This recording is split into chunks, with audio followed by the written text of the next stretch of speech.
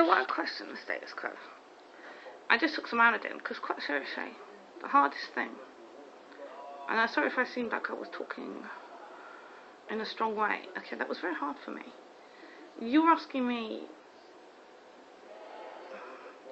people have this mushroom problem, it's called a mushroom problem in Jediism, which is only the pleasure-seeking parts of the brain are active. Alright? That means you walk through life and take very little in. Alright? And I can only explain to you in very, very, very simple terms. Alright? Something that is incredibly complicated. So you're asking me to simplify and to think very, very hard for you. Alright? And I know I have to. And I know if I don't get this right, I have to start all over again. Do I have a choice? If I'm stuck in like destiny and esophagus, alright, if correction is required, then I have to do it. I have to drop what I'm doing, I have to do it. What will happen? Things will go badly wrong with my head if I don't. So I have to do it. I have to be esophagus.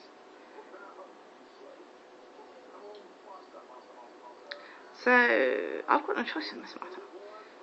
And this sometimes makes them mentally ill, angry. They have no choice. And therefore, they have to respect the status quo, and yet find a way of doing this correction. Still respecting the status quo, once their brains are physically fixed. It's a very hard lot in life. And it's one example of a hard lot in life. And many, many others in this era. Many people have bad lives in this era. And nobody to help them. I mean, let's take an example here in Star Wars, right? When Luke was in trouble with the Sandman, Obi-Wan turned up. We used Jedi techniques to turn up, right? And rescue him. Now, wouldn't it be nice if you were in that much trouble, that somebody would turn up to rescue you? Because could you depend, if you didn't have a telephone, on the fire services being there at that precise moment in time? Or the police? Or any other rescue service? And you haven't got a telephone? Alright? You're about to be killed by a Sandman. And yet, the Jedi, using Jedi techniques, can immediately be there and help you. And now we've answered a very strong why, Jediism. It's what they do. It's what they're there for. Alright? They know you're in trouble without you having to call them. They use Jedi techniques to do that. You don't have to call them. No, you don't have to call Ghostbusters. Alright? They know. They're there. And they help you. Is that a very strong why for Jediism? If there ever was one. And when the circle that Jediism formed in, many say that God brought us the Jedis. That he brought us from shadow. God brought us the Jedis. So that we may no longer suffer, so that we would know quality of life. They approach it from two angles. One is quality of life. To make the most of your life, to enjoy it to the utmost. And then the other angle is rescue if things go badly wrong. And they can do all of this with no telephone call, no emergency services, no medicine. They're just there. Now, isn't that very useful? And that's why Jedis exist. And God brought you the Jedis. And don't question that, alright? Don't ask me why God brought us the Jedis, alright then? No. Or why God? Don't go there, alright? I've got a headache enough. And no, you can't answer that question. Why God brought you the Jedis, alright? Other than I've got to flip and deliver them at this stage. And other people perhaps one day get caught up in similar things. Be it delivering the Jedis or anything else. Alright? I've got to deliver you the Jedis. At this particular moment in time, that's my responsibility. And how do I do it?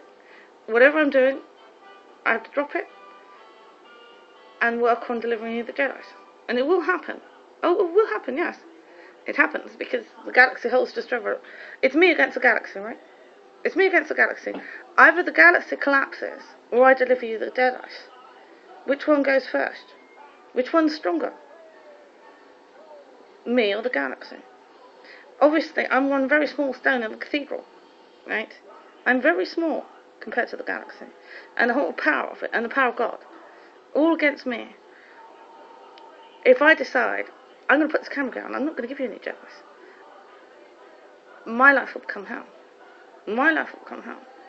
So I had to pick soon I pick the camera up and think, I better carry on. I've learnt not to object. What? Best not to object to the structure of the galaxy and the force of God. Alright? I obviously have no power here any other way. And everyone's mental illness, be it a big thing or a small thing. And remember that stone looks the same either way. And it's just as important either way. Will the galaxy collapse? No. Jediism will be. I don't think it finds me any sort of competition.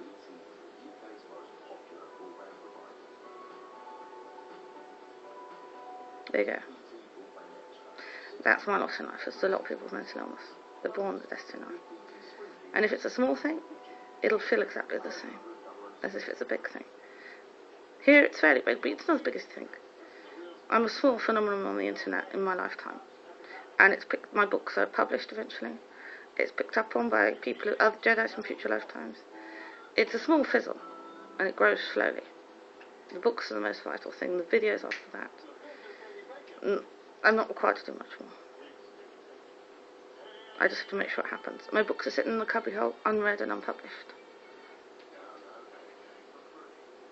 Once they are fully in the form they should be, read and published, that's that off my back. Once the videos are made, once I've made the small impact I'm supposed to make at this point, that's that off my back.